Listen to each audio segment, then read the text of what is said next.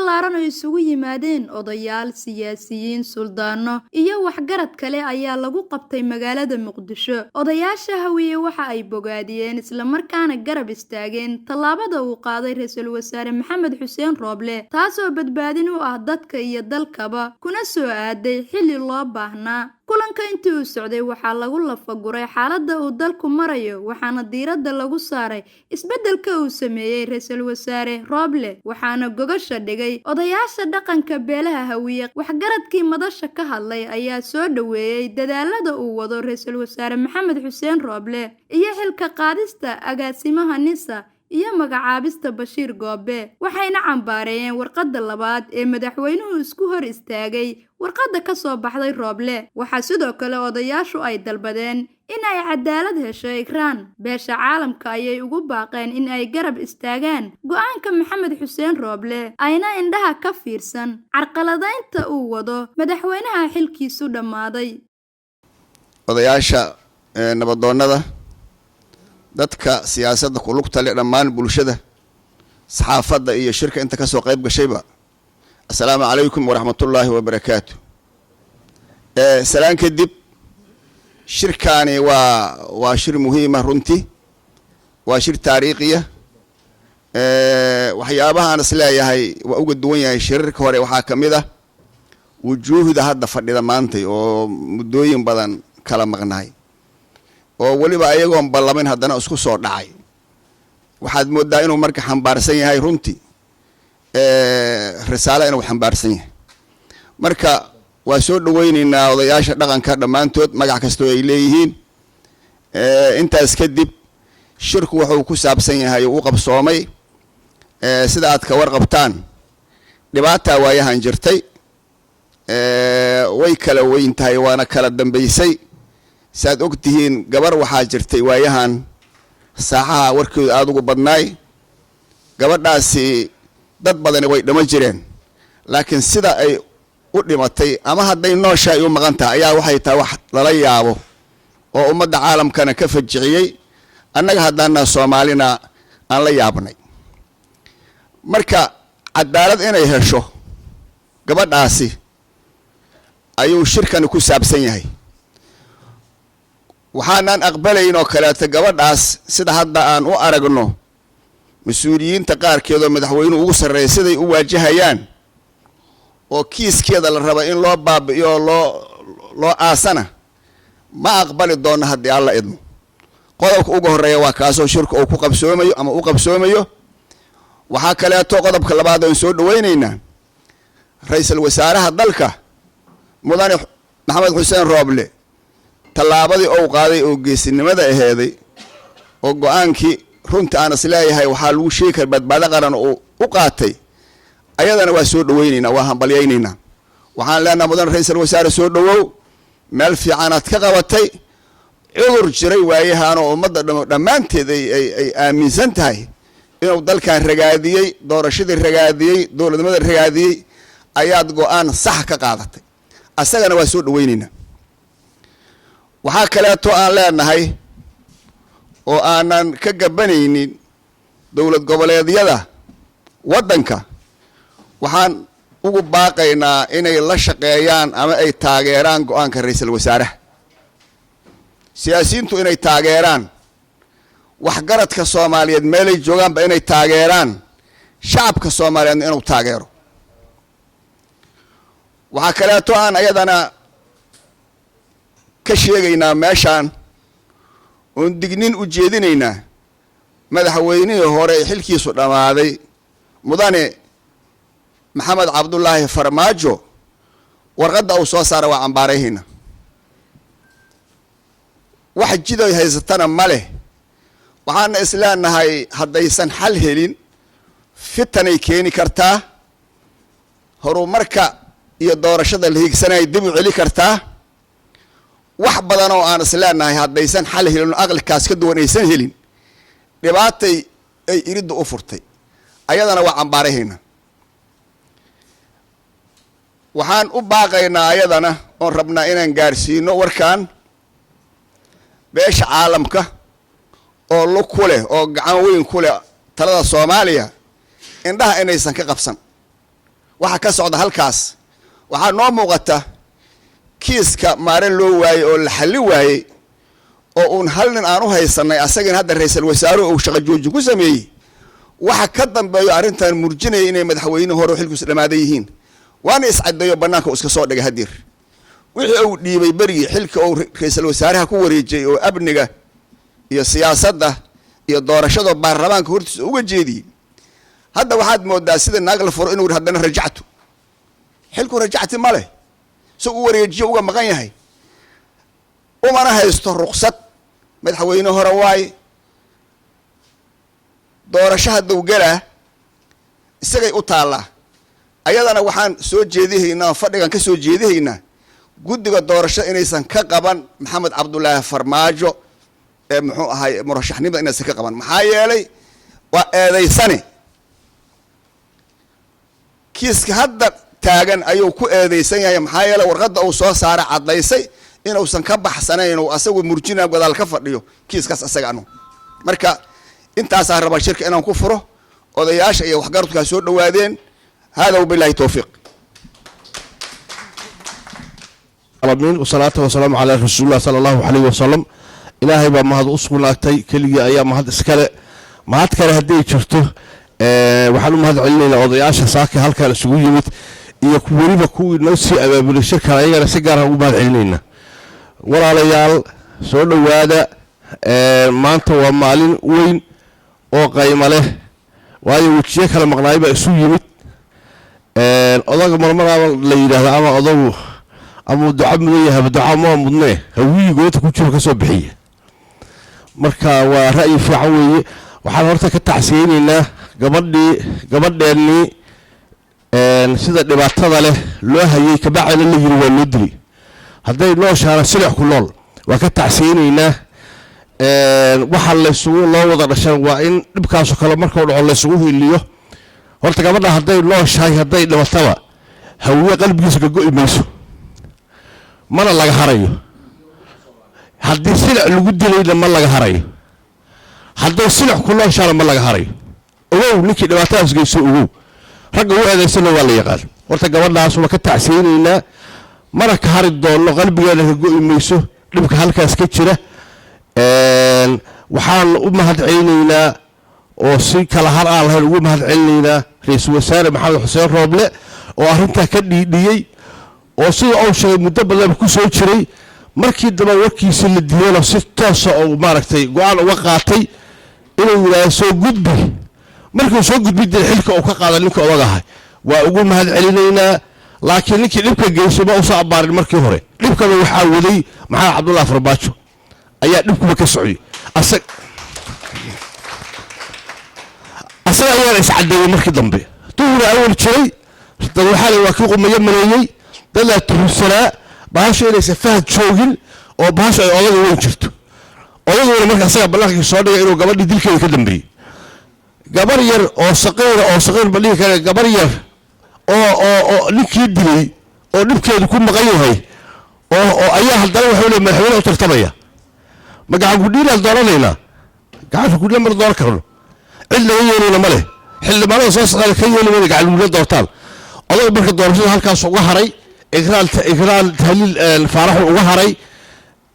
dilkeedii uga haray ilaa asaga ka dambeeyay hadalada marka waxaa weeye qodobada meesha aan ka hadlaynaa gabadhiyo aan u taxsiyeyno inaanan maaragtay raadkeedii ku joogno aan kaadayno dadkii ehelka aan u sheegno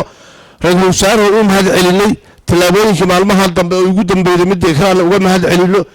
aan kuna dhiirigelino inuusan ka leexleexa wadada uu ku socdo oo cadaaladda u hiliyo ra'iisul wasaaraha waxaan ka codsanaynaa inuu si fiican uu kabaha u gashado cadaaladda u hiliyo waxaan ku garab istaagaynaa sida uu bahasha ku wada inaan garab istaagana ayaan u sheegaynaa waxaan u sheegaynaa odaga warqadda soo saaray inaanan marnaba aqbalin ayaa meesha bahasha ay marayso maasha meel ka xun hageynaan leenahay maxamed cabdulaahi farmaajo haddii saas aad rabto inaad ku sii joogto inta doorashada laga gaarayo ayadaa buu suurageli taasoo ku wado saas lagu sii wada joogi mahayo doorashada inta laga gaarayo ha lagaa nabad galo haddaan ayagoo kale la timaado wax kale sii wado oo ra'iisul wasaare aan xalqalaydo dhib baad abuurtay nimanka madaxweynayaasha maamul goboleedada shalay waxaad ahaydeen dagaal bilowday qayb baad ka ahaydeen inaad badbaadiyaan maanta inaad ra-iisul wasaaraha garab istaagtaan oo daacadda iyo qaynuunka soomaalida u yaala aad u hiiliyaan ayaan idinka codsanaynaa arrintaasa ka rabnaa maamul goboleedyada inay u hiiliyaan beesha caalamka hadda iyagu way og tahay waayihii dambe ra-isul wasaaraha waxaana hogaaminayay hadda hoggaankiisa inay taageeraan ayagana waa ka rabnaa aad iyo aad umahadsantihiin wabillahi tawfiiq wasalaamu calaykum waraxmatullahi wabarakaatu waxaan marka ugu horeysa salaamayaa dhammaan odayaasha iyo waxgaradka ka soo qayb galay shirkan ballaaran oo ujeeddadiisu ay tahay in lagu taageero go-aankii uu soo saaray ra-iisul wasaare maxamed xuseen rooble waxaan mar kale leenahay ra-iisul wasaaraha ku bogaadinaynaa wuxuu qaatay go-aan dowladnimada u hiilinaya go-aankaasoo ah in sunnada dowladnimadu sida ay tahay in isbeddel yimaado waa ku boorinaynaa in la isla xisaabtamo oo hay-adihii dowladda lala xisaabtamo ciddii shaqadeeda gudan weysana xilka laga qaado wax nagu cusub oo ugoba maaha waa wax soo jireena waa wax sunnada dowladnimada ka mid ah waa ku bogaadinaynaa waana soo dhoweynaynaa maxaa yeelay go-aanku iskama imaan waxaan dareemaynaa gabar muwaadin ah oo soomaaliyeed oo ka tirsanayd hay-adaha qaranka gaar ahaan hay-adda nabad sugidda qaranka in kiiskeeda muddo 2 bilood ah hay-adda nabad sugiddu ay riboor dhammaystiran oo ummadda soomaaliyeed iyo cid walba waxgarataa ay ku qanci weyso ay ka soo saari waayaan misana ay si aan munaasib ahayn oo jees ah uga soo jawaabaan waa mid dowladnimadii wax u dhibaysa tallaabada marka dowladnimada leh oo ra-iisul wasaaruhu qaatay waa ku boorinaynaa waxaan hay-adaha amniga iyo cid walbo ay qusaysana faraynaa in loo hiiliyo dowladnimada madaxweynihii hore waxaan ugu baaqaynaa madaxweyne shalaad madaxweyne soo ahayd maanta xilkaagu waa dhammaaday musharaxaad tahay ixtiraam nidaamka dowladnimo waa lagula soo shaqeeyey 4 sano ee aad soo joogtay dadkii ku taageersanaa oo kula soo shaqaynayay oo Soomaaliyeedan ka mid ahayn maanta marka inaad dhaawacdo nidaamkii dowladnimo waxaan ka sugayna maaha haddii Fahad saaxiibka yahay ummadda Soomaaliyeed iyo masaalixdeeda fiiri shakhsi kaliya ha fiirin waxaana isleenahay mar haddii xukuumaddu ama ra-iisul wasaaruhu inuu xaq u leeyahay inuu shaqo joojinta ku sameeyo magacaabisna sameeyo si la mid ah waxaan soo dhaweynaynaa generaal Bashiir Maxamed Jaamac generaal waaye araga wadanka wax badan u soo qabtay hay-adaha amniga ee dowladda mid walba taariikh reebay aad iyo aadaan ugu ammaanaynaa ra-iisul wasaarahuna shakhsi mudan oo wanaagsan inuu u soo xulay ma garatay sareeyo guud Bashiir Maxamed Jaamac maantay nin ciidan ah oo ka sareeya haba yaraatee ma jirto marka mar kale waxaan leenahay sareeyo guud Bashiir waa xilkaagii waa la astaahishaa hore ugu soco waxaana laga sugayaa wax qabad muuqda sidii kuwa horeba aad waxna uga soo qabatay taariikhna u reebtay mar kale waxaan leenahay wadanku wuxuu ku jiraa xilli doorasho hal la tixgeliyo madaxda mid bari wax raba mid maanta jooga iyo mid soo socdaba taliyii hore hay-adda nabad sugidana waxaan leenahay cimri tagay ceeb laguma sagootiyo 4 sanaad dowladdan waxaad ka ahayd 4 sanaad milkiilaha dowladda ayaa lagu yaqaano ka ahayd maanta waxaa laga rabaa haddii waqtigaagu dhammaaday inaad ixtiraamto nidaamka dowladnimo xilka waa laga qaaday waa meerto maalinba qofaa imaana dadka Soomaaliyeed wax caadi ah ama caalamka ka jira ama meel walba laga og yahay waa sunno mas'uuliyadda qaran qofka waa loo dhiibaa waana laga qaadaa marka haddaad muddo ku soo shaqaysay ama taliyanimo ama agaasimanimo ama hay-ado kale maanta waa laga qaaday ku qanac wixii sharciyaho kale oo ama cadaalad ahna wixii aad xaq u leedahay lagu marsiin doona haddii Ilaahay yiraahdo mar kale waxaan bogaadinayaa dhammaan intii ka soo qayb gashay shirka hay-adaha amniga waa la dardaaranay madaxda maamul goboleedyada iyo siyaasiyiinta Soomaaliyeedna waxaan leenahay maanta nasri baa ummadii u bidhaamay nasrigaas la taageero mar kale saxaafadda waxaan leenahay waa mahadsantiin wassalaamu calaykum waraxmatullaahi wabarakaatu waxaan isugu nimiday arrin murugo leh 26 Juun ee sanadkan 2021 waxaa la qafaashay gabadha la yiraahdo Ikraam Dr. Taliil Farax waa gabar Soomaali shaqaynaysay mutacallimad ah hay-adda nabadsuudda qaranka u shaqaynaysay gabadha inta la og yahay isla hay-adda dhexdeeda lagu qafaashay sida CCTV-ga aan ku arkayna waxaa la waayey cirib iyo jaan meel dhigtaa haddana la waayey raggii xaajadaas iska lahaa ee ka shaqaynayay madaxda hay-adda nabadsuudda ee sirdoonka qaranka nooyada ay ahaayeenba raadkeeda way bixin waayeen waxay ka dhigeen raad balaaway isoomaadku marka maanta wuxuu ku saabsamayaa laba arrimood gabadha iyada ah nool iyo geeri in meel lagu sheego dee nooshaana la keeno waa lagu xisaabtama waa laga xisaabtama wixii dhacay hadday dhimatana godkii la geliyay nala ka soo bixiyo aan aasamno annagu taasi waa taas waxaa soo helay ra-iisul wasaaraha dalka maxamed xuseen rooble waxaan leenahay ra-iisul wasaare waxaan kaa bogaadinayaa kugu bogaadinaynaa oo ammaan badan aan kugu haynaa warqaddii xafiiskaaga ka soo baxday ee tallaab loo baahan yahay heeday oo ah xilka qaadis iyo booska aada buuxisay waxaan leenahay hay-adaha amniga sida uu ra-iisul wasaaruhu falayba ha la shaqeeyaan oo go-aanka ra-iisul wasaaraha ku shaqeeyeen taliyaha cusubna ha ku garab galeen shaqada loo idmaday midka kalena sida ra-iisul wasaaruhu sheegay ha yimaado xilka ha wareejiyo asagu waxaan aaminsanahay jawajug dhahaa la yidhi wixii ku jiraa ka soo baxeen dembiga waxaa qaadan doona aan isleeyahay maxamed cabdullahi xaa la yidhaha farmaajo maxamed cabdullahi farmaajo maxamed cabdullaahi farmaajo ninkaa haddii aan lilmaa nin kibre ah xoosh kibre maan dhigi xoosh kibre maan dhigi doonaa maaqa maxaan dhigi doonaa farmaajo kibre ninkaasana waxaa yacni dembigoo dhan qaadanaya agaasima haddaa wax ku leedaana asagaa ku sheegi doono agaasimaha wax ela leh hadduu yidhaahdo buruufkaa laga rabaa haddii buruufka lagu helana adiguna waa raacaysaa adiga raggaaguba waxaan leeyahay soomaalidu meel walbay joogto waxaa la yidhi geeridii galbeed laga sheega gundaha ka day day maanta halkaan taallo berita puntlandna waa tigi kartaa jubbalandna waa tigi kartaa meelaha kalena waa tigi kartaahi ha laga wada dhiidhiyo haddaad maanta qarsato ood ku faraxdo walla beri aday ku imaanaysaa adoon farxaynoo murugsanaan arki doonaa haddaan nahay dhaqanka beelaha hawiye waxaan cambaaraynaa warqaddii labaad ee uu soo saaray ina farmaajo waxaan leenahay wax markama jiraan waa tish waay warqaddiisu waxaan leenahay mar hadduusan xil ku fadhin oo haddii alla idmaayo wakhtigiisii dhammaaday yacnii naag 3 dalaaqa lagu furay ee loo galmoonayo maxalaal ama soo xaran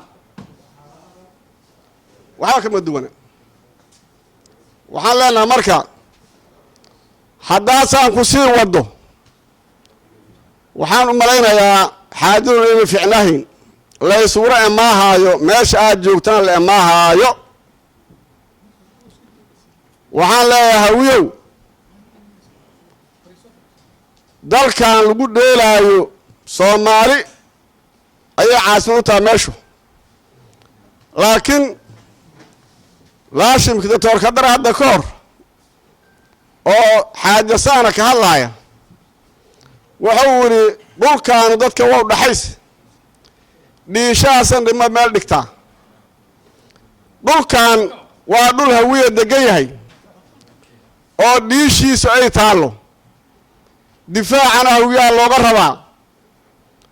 ragga soomaaliya oo la joogana inay la noolaadaan ay ku qiimeeyaan noloshaa la rabaa qola la raacdayha ma laha jinsi la isku raacday ma laakiin ninkii hadda hee ku dhibaaya waraahay dhibin waa la leeyahay hada wabillahi tawfiiq assalamu alaykum wa rahmatullahi wa barakatuh waxaan aad iyo aad ugu mahadcelinaynaa ra-iisul wasaare injineer maxamed xuseen rooble sida quruxda badan leh ee uu wajahay kiiskii dhibka badnaa ee Ikraan Tahliil ee meel walba galay dal iyo dibad rag iyo dumar qolo walba saameeyay aad looga dhiidhiyay isku dhac badan ka dhashay haatan ay dad u afduuban yihiin sida uu u wajahay ayaan aad iyo aad ugu mahadcelinaynaa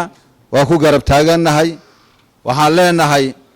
markuu fiiriyey dadka iyo xaaladooda iyo shucuurta iyo beledka iyo dadka Ikraan ehel ahaan ay u xigtay markuu arkay wuxuu u gartay ninkaas inuu xilka ka joojisay dhibka weyn uu soo dhicin hadda la joogo afduubay mare si uu soo dhibka u sii weynaanin wuxuu u gartay inuu dadku maslaxo dajiyo waxaa kaloo ugu mahadcelinaynaa kiiska uu xeer ilaaliyaha ciidanka qalabkiisa Cabdullaahi Buulakabey oo u saaray waxaan isleenahay ninkaas ninka ugu daacadsan amuu yahay ee aan ku garab taaganahay inuu soo saari doonana iyaduna waa ugu hambalyeynayna inta kadib waxaan leenahay ninka odiga ah madaxweynihii hore ah wadanka ka soo taliyay 4 sano waqtigiisu uu dhamaaday meeshuu hadda joogay waa nin odayaho soo shaqeeyay waa lagu ixtiraamaya laakiin ma rabna inuu wadanka khalkhal iyo dhibaato iyo qalalaasi geliyo dagaal u horseedo ra-iisul wasaare sharciga warqadii uu soo saaray ee nidaamkii sharciga ku qorneed inuu yiraahdo waxba kama jiraan waa waxaad sheegtay waxba kama jiraan ninkaad xilka ka joojisana waa shaqaynaya hadda waa u jeedaaho waa meesha ay beeli jirtay waa ka digaynaa odayaalaanahay kuma aadano haddii bini aadan way u qaldameen waxaa la rabaa inuu wadada ku soo leexdo kiiska asaga waa dangerous meeshii lagu tijaabi lahay meeshan ma aha hadda odayaalka dhaqanka beelaha weynay waxaan leenahay ra-iisul wasaare alla ku garab galo waa ku garab taaganahay mudana madaxweyne hore ee waqtigiisu u dhamaaday dadka iyo dalka iyo diinta iyo dadku waxa u dhimin meeshaad ku wada ka jooji wadada bidixaad u goysay wadada ku soo dhaca odayaalkan waxaan leeyahay dadka afduuban ee Ikraan kiiskeeda u afduuban si bina aadanimo leh wanaag leh ha loo soo deeyo oo ha laga shaqeeyo inay xurriyadooda helaan ayagoo wax ma haleyneen walaalkooda waxa leey marka walaalka ha waxa leey inuu ninkaas u dhintaaho nuuma aadano waxa intaas ee dheer kaliya ku soo gabagabeynaa meesha ku aadan dagaal xun baa wuxuu ka socdaa gobolka Hiiraan deefo bahasha leeyahay kabxan leey walaalka meesha ku dagaalamaana waxa leena bogood barada Allah soo mariyo dagaalna wiila ku dhintay wiil kuma dhashay dagaalka la joojiyo hadda odayalkana waa ku baaqayna wassalaamu alaykum warahmatullaahi wabarakaatuh gudoomiye oo horeeyo suldaamada iyo ku xigaan ugaashada iyo garaariyadu culumadii fadhida labeentii hawiyaha fadhida mar kale waxaan ku salaamayaa salaanta islaamka assalaamu alaykum warahmatullaahi wabarakaatuh بعد السلام أنا وحنا سود وينينا أو سدير نسود وينينا تلاب توريس لو صار وقاضي أو سلنا وتلاب حق وتلاب أو سكم لجمع مارمكرين هاد وسود وينينا وحن عدسنا وكعدسنا دولة قبلية الصومالية إن سلوك الأوتاجران تلاب توريس لو صار وقاضي أو شرعي waxaan ka codsanaynaa qurbajoogta Soomaaliyeed inay sharaf qabtaan ay ku taageerayaan beesha caalamkana sidoo kale waa inay taageeraan way ku qasban yihiin way u jeedaan dariiqa Soomaaliya ay marayso waxaan leeyahay madaxweynihii hore Soomaaliya annaga waxaan ku ogeyn inaad xilkii wareejiday sida waadadii iga horeeyay buu sheegeen saddex dalaq annaga lagu furo lagu ma noqdo waa in dhexdiina maraa mar haddii xilkii ka dhamaaday mar haddii mataqaanaa wixii yaraayo aad wareejiday مع الأمني كنت أدوري جدي سفرة إن تصحيحه جوجل شرفت إسكاته أنت من حوينك كلا كيما أياد مش وجوكتي هدات كبد بريدي أو أد حلقة عمل صوصارتي ميس كسرين وحلقة مارمان ماشى جوكتي إن لو تجو إن لقى بحيا لقى مارمان ولو قصبي مرة دارت إن حلكي كذا ماضي رسول ساريه بحلقارسين تا أنا كلا صار قتال ربطه سومالي ما يجيلي كرتو وركاس ما يجيلي كرتو هيئتها أمنية صوماليا وحنا وقدينا مدحوينا حلكي صرنا ما أمر كيسنا قاطان ذلك جدو كورا ذلك هذا وكورا نيم كستو الله شقيا سمعت حمو كليا أمر كيسنا يسقالن رئيس باي أمر كيسنا يسقالن كوري مدحوينا حلكي صرنا ما ذي dalka haadaanu ku wadaa amarkiisa inaysan qaadan inay qaataan ra'iisul wasaare amarkiisa asagaa fulin ah asagaa lagu wareejiyey 6 saac oo ku wareejiyey maalin ah oo wareejiyey madaxweynuhu xilkiisina uu dhamaaday saasaan leenahay asaga la shaqeeya dalka Soomaaliya ka badbaadiya dhibaato ka badbaadiya inaan doorasho ka dhicin in dagaal dhaco in madaxtooyada la isugu daato ayuu madaxweynihii hore saan u yahay hadda saasaan muuqata waxaan leenahay hay'adaha amnigu ha la shaqeeyeen ra'iisul wasaaraha dadka Soomaaliyeedna ha taageero maanta shirkan aan halkan ku hayno odayaasha dhaqanka ay hayaan ha taageero asaga muuqdo sax ah gabadhii kiiskeedii waxa cad waxaa liibiyo hoogay galaan hoogayna isugu horaan godkay ku horeen wuxuu noqday madaxweynihii hore inuu ka dambeeyaa caddaatay inuu difaacaha caddaatay waxaan leenahay mar hadduu dambile yahay oo dambigii muuqdo oo eedaysana yahay yaa doorasho inuu sagelin oo guddiga doorashooyinku ay iska qaban warqadda musharaxnimadana waa ka codsanaynaa inay iska qaban warqaddaas ma astaahilo inuu kursi ku soo noqdo Soomaaliya ma astaahilo xataa waxaan leenahay beelaha beesha Soomaaliya waa beelo beesha uu ka dhashay sharaf kale inay arkaan inuu si fiigood tirtiray in arkaan ka jawaabaan codka ugu raacana waa ka codsanaynaa aad u mahadsantiin salaamu calaykum waraxmatullaahi wabarakaatu dalka jirtay oo ragaadisay 4 sano la soo dhaafay iyo barkii ummadii maanta ay isugu timid halkan dalkan laga soo bilaabo bariire dhacdadii ka dhacday ilaa gabadha ikraana intii ka dhaxaysay ummadii la xasuuqaayay maantay waxaan rabaa haddii alle idmo oo ummadda Soomaaliyeed oo baydhabo ka dhacay oo Mukhtaar Roobow sharci darrana ugu xiran yahay oo meel walba ka dhacay nin sharci darro dalka ku joogay oo dawlad ahayn ee dadku dawlad jacayl ka batay ay dawlad ka dhigteen waay dawladu maxay tahay waa hay'adda sharci ilaalinta waa hay'adda fulinta waa hay'adda baarlamaanka aawday hay'adda maxkamadda dastuurka iyo goliga adeega garsoorka iyo hay'adda anti corruption meelay ka maqay dawladu kama jirtay waa koox burcada oo inay dadka dhacdo oo dadka laaysa ku heshiiday waxaan u hambalyeeynaa oo garab istaagaynaa go'aanka geesinimada leh oo ra'iisul wasaare Maxamed Xuseen Rooble uu qaatay Soomaaliya inaad taageertiin diyaar muutiin inaad garab istaagtiin diyaar muutiin waa ku garab taaganahay horuso ninka godka ku jiro ka soo bax madaxtooyada guri ijaara ka tag magaalada sharciyad kuma haysatid mana lihid mana lagu ogola 48 saacadood aan jawaab sugayna hadii aladmo waxa intaas dheer war fiiri bari raad lagu laay Cabdiraxmaan Shakuur dad lagu laay waxa General Galaal la dilay waxa la dilay muxuu Yiriso la dilay lama saraakiile waxa lagu laay muxuu yeesha la yiraahdo lagu laayay waa bari gudoomiye degmada hodana la asasiinaaray dhaqaatiira la laay waryaa ka hadlay intaas war hoosteena dadkii lagu laay ummadda ina matelnaana ka hadlaynaa war allahiin alla ma yahay nabadna ha loo diyaar garoobo olaadna ha loo diyaar garoobo idileh meela qaadateen nabadgelyo duubabka dhaqanka halkan isugu yimid waxaan idinku salaamayaa salaanta islaamka assalaamu calaykum waraxmatullaahi wabarakaatu salaanka bacdi Soomaalidu waxay ku mahmaadaa isma hurtoy hays hallayni odayaashayna meesha isugu yimid waa sidii macallinku sheegay baryaynu kala maqnayn ismana hurayno waa inaga isu nimid oo maanta xabadda meel inaga wada taal mar haddaynan isurayn horta yaan la ishallayni intaa kadib gabadha la waayey geeriya nolol la waayey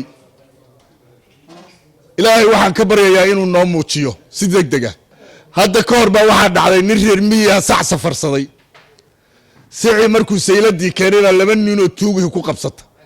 labadii nin waxay ku heshiiyeen midna saca inuu sheegto mulkiile oo baadi ka ahaa midna uu markhaatiga u furo hadhow markii maxkamad la geeyo sidii bay yeeleen oo sicii baa station la isu geeyey ninkii baa reer baadiyaha markhaati ma haysto sicii maxkamad baa la geeyey markaasaa la yidhi muddac iyo muddac caleehi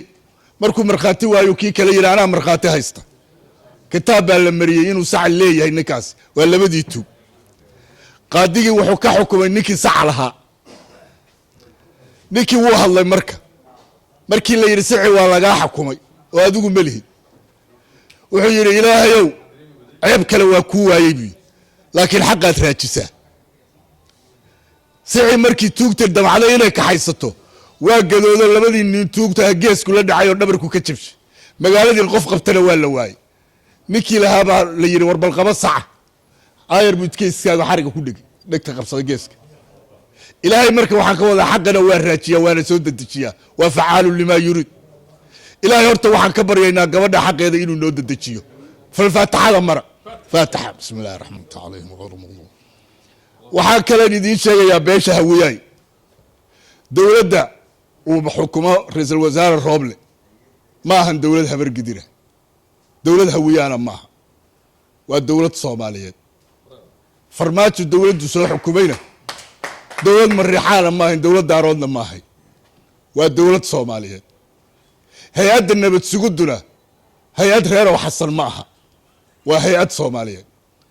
shacabka reerow xasan ee baadiye iyo beledba jooga yaan loo garaafaynin hay-addaa darteed intaana waa iga codsi waxaa soo haray anigu hadalka kelmad baan ku leeyahay kelmadayduna waa taageero waa rooble waxqabadkiisii baan muujinayaa maalintii xabaddu dhacday dagaalkiisuu u galay ciidamadiisuu u raray doorashadiisuu ka yeelay siduu hadda hawsha u wado anigu intaasaan tix yaroo gabaya ku muujinaya anigu codkarmiye hadda tanay ku jirtaa rooble waa nin rijaalah rabbi iyo rag yaqaana runtana kama baydho mucaarad wax ragaajo dowladooda ridaayana ra'yigooda ma qaato dhinac buu isaga riixay hadba ruunkii caleen leh shacabkuu u rarnaaye reerka uu ku furaayo rooble waa nin yaqaana aan rafaadka ka dayno ra'yigaa mayla qabtaa afartaa ma rideeye raac kaleeta aan raacsho maalintii laysku riiqday rasaasta laysu qaatay rooble waa kii istaagay oo raggii kala joojay ciidamadiina raraayo rugahoodii ku hooyey doorashadeennii ragaadee ribatee socon weyday ruux dhaqaajiyo weyday raarta dheer lala fuulay wakaa soo rogay haatan oo raggii u horreeyey rismi baa lagu doortay halka uu ku furaayo reerka uu dejinayo rooble waa nin yaqaane aan rafaadka ka dayne ra'yigaa mayla qabtaa horta intaasaan rooblena ugu mahad celinayaa waxaan idin leeyahay walaalayaalow dowladnima ina deeqdee qabiil inama deeqo wasalaamu calaykum waraxmatullahi wabarakaatu salaan bacdigeed warkii waa la yidhi waxaan rabnaa inaan iska fududeyno iska koobno anugu 4 qodob baan rabaa in wax ka taabto marka koobaad sida loo faatixada loogu maray oo ilaahay loogu baryey inantaa yar la salciyey ilaahay xaqeeda ha soo daahiriyo waxaa liya kuleylka maxaa keenay dheriga maxaa kuleylka ka keenay dabkaa ka keenay howlahan dhacay saacadaha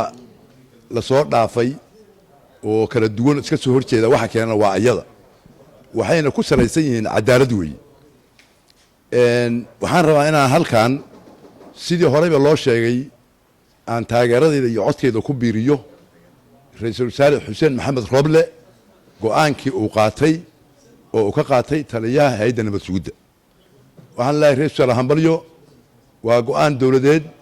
waa mid lagaa furahayey waa mid la raba inaad hore ugu socotid ku soco dowladduna waxa weeye waa ismaqal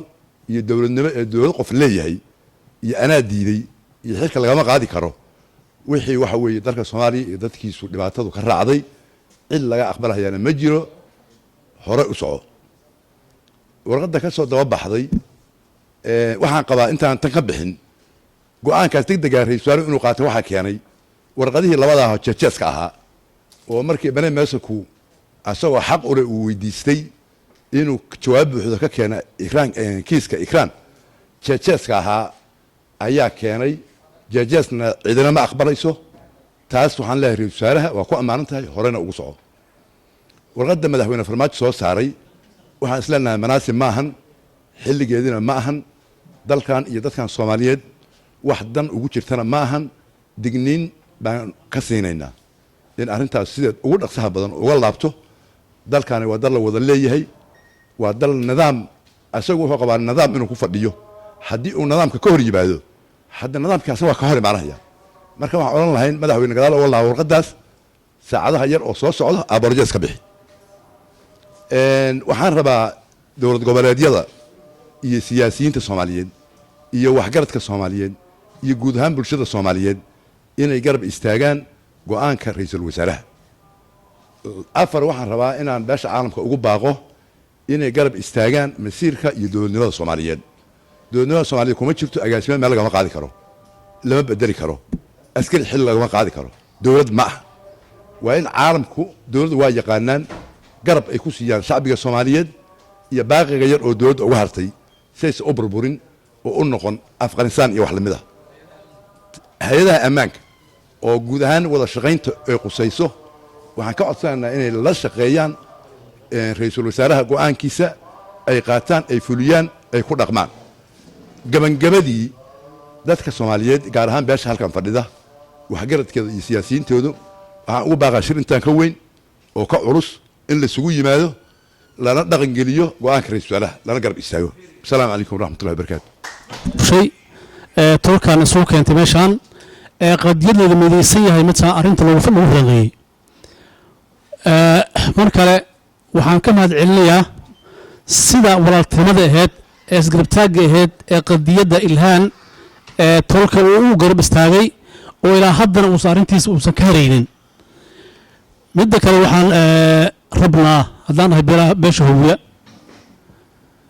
in ilhaan ikraam tahliil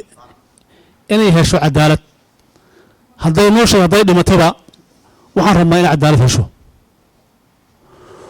waxaan halkan ka taageeraynaa oo soo dhoweynaynaa go-aankii geestinimada lahaa ee ra-iisul wasaaraha uu qaatay ee ahayd inuu arrintan dhibka badan leh xalkeeda mataqaan soo dejiyo go-aan fiican uu ka qaatay madaxweynaha dalka soomaaliya ee waqtigiisii dhammaaday waxaan leenahay madaxweyne waddanka dhibaatada horseedin xil muddodaa soo haysay intaan ka badan markii ummadda inay mataqaan dhibaato ay gashaan wax dal ku sugan ma laha marka waxaa kaloon idinku daraya halkan idinka sheegayaa dhibaatadii beledweyne ka dhacday ee dadkii waxba aan galabsanin ee la soo afduubay ee la soo xareeyey dadkii saakii in la fasaxay marka saasaa mataqaan ogaanaysaan waana mahadsantihiin wasalaamu calaykum waraxmatullah warkii odayaashii iyo duqowdii horey u yidhaahdeen waxaan rabaa aniga inaan isku dayo inaan warka soo koobo maadaama horey loo hadlay kow marka koowaad waxaan codkayga ku biirinayaa ikraan tahliil faarax hadda inay geeriyootay iyo inay nooshahay wax caddayna oo aan haynahay ma jiraan afka ummadda soomaaliyeed oo dhan aanan ku hadlaynaa afka waxgaradka aanan ku hadlaynaa waa qof muslimeed ikraan qoys muslimay ka soo jeeday xaquuq bay leedahay sidaan annagu xaquuqu leenahay sidaas darteed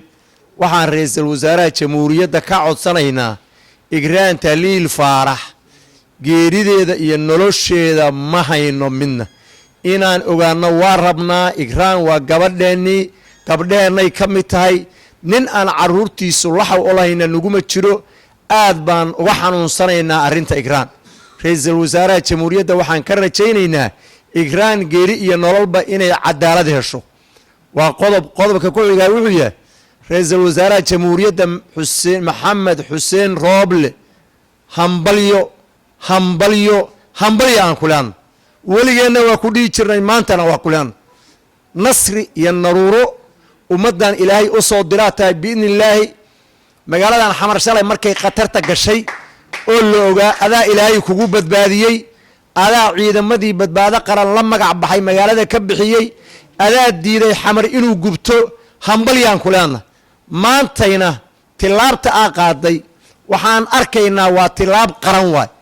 qarannimaan kugu taageeraynaa waa kugu garab taagannahay ummadda soomaaliyeed oo dhan dal iyo dabad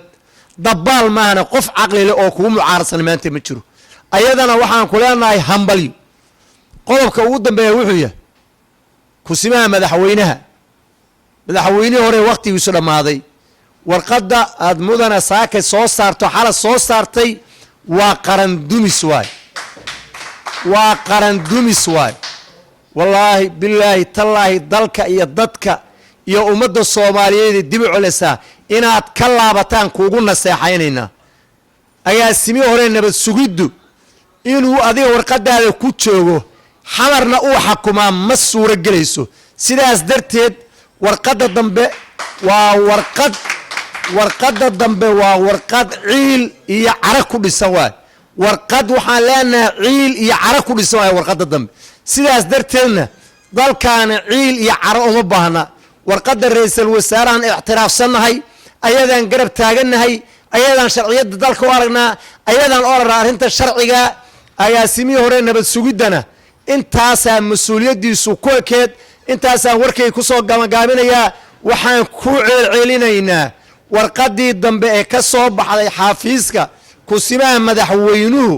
warqad ciil iyo carag ku timid warqaddaa mudana ka laabaan ku leenahay ma gambanayna warqaddaa ka laabo dalkan iyo dadkan iyo diintoodaba warqaddaasi horaray ku tahay mana qabato wasalaamu calaykum waraxmatullaahi wabarakaatu بسم الله الرحمن الرحيم ورمتيات كسو بحي odayaasha beelaha hawiye kulan ay yeesheen beelaha hawiye kuna yeesheen magaalada muqdisho maanta oo ay taariikhdu tahay 6 bishii 2021 kuna saabsan taageeridda go'aankii uu ra'iisul wasaaraha dalka ka qaatay dhibaatadii loo geystay Ikraam Faarax Tahliil iyo qoyskeeda haddaba odayaasha waxay bulshada la wadaagayaan arrimaha hoos ku socda odayaasha beelaha hawiye waxay bogaadinayaan isla markaasna garab taagan yihiin tilaabada geesinimada leh ee uu qaaday ra'iisul wasaaraha dalka Soomaaliya Maxamed Xuseen Rooble taas oo badbaadin u ah dalka iyo dadka Soomaaliyeed kuna soo aaday xilli loo baahan yahay odayaasha beelaha hawiye waxay codsanayaan in Ikraan Tahliil Faarax iyo qoyskeedu ay helaan cadaalad cidda ay qusaydana oo ay wajahdo sharciga odayaashu waxay ugu baaqayaan maamul goboleedyada siyaasiyiinta bulshada qaybaheeda kala duwan inay garab istaagaan go'aanka ra'iisul wasaaraha dalka Maxamed Xuseen Rooble